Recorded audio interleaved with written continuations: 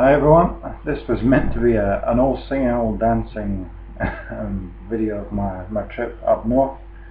I took the wee camera up with me and I took loads of footage up there of, like a Highland Fair type thing. And I got back and spent ages trying to edit it, make it look all fancy, and I had people, doing all video interview type things of what's a skiing do and all that sort of stuff, and interviews with the bands, and man, I got back and tried to edit it together, and these little captions that come up to edit it, made it all look nice, and then one by one it just started slowly just disappearing. So it was going to be about 8 minutes long, and like with all the music and everything merged in, and interviews, and then like bagpipes and we went belly up. And the more I tried to fix it, the worse it got. So I cut my losses, and it went from like 8 minutes down to 6, then 5, and 3, and I think it's like just under 2 minutes. But hopefully I'll take it on at the end, and it will work, and that should be, I don't know, a bit of something anyway. The music, if it gets on, is cool as well, I think. So I thought I'd update you on my tobacco purchases from the last time. I bought some more cigar blend tobaccos, which I love. I'll say that for another time. First aromatic in a long time, Connoisseur's Choice. Pretty good actually. When I first opened it, I was like, whoa, sweet, like sweet, sickly sweet. I thought, oh dear. But it smokes well and actually tastes of what it's, flavour. It doesn't run just smelling. Most aromatics I've had, you open up and it smells nice, but taste is, doesn't really taste as much.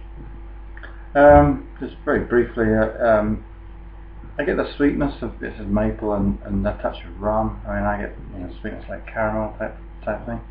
Tropical fruit, I don't know where to get that from. I don't get any tropical fruit through, but it's okay, it's good. But Consummate Gentleman by Ashton. Now I thought this was going to be a great English blend. I thought this was going to be good, and on the album I thought, yeah, it smells good. It smells good, but I'm really disappointed.